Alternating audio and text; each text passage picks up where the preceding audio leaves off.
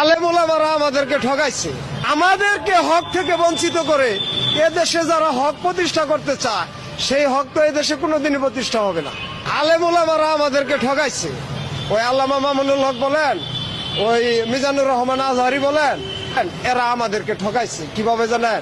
যে ওনারা বলে যে খেলাফত এদেশে প্রতিষ্ঠা করা হবে, হযরত উমর রাদিয়াল্লাহু আনহুর শাসন ব্যবস্থা বাংলাদেশে আনা হবে। তো হযরত উমর রাদিয়াল্লাহু আনহুর আমলে তো একটা পাহাড়ে একটা দুর্গম মানুষের খবরও তিনি জানতেন। আর আমরা যে চোখের সামনে রিক্সা চালক নিপীড়িত হইতেছি, ওই আলেম ওলামারা তো একদিনও কয় না।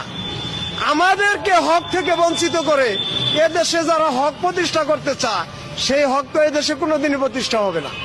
আল্লাহ পাক তো এই 2 নম্বরই পছন্দ করবে না। আলেম ওলামাদের দায়িত্ব ছিল যে আমরা রিক্সা চালক, আমাদের 60-70 বছর বয়স, আমাদের মানবাধিকার কি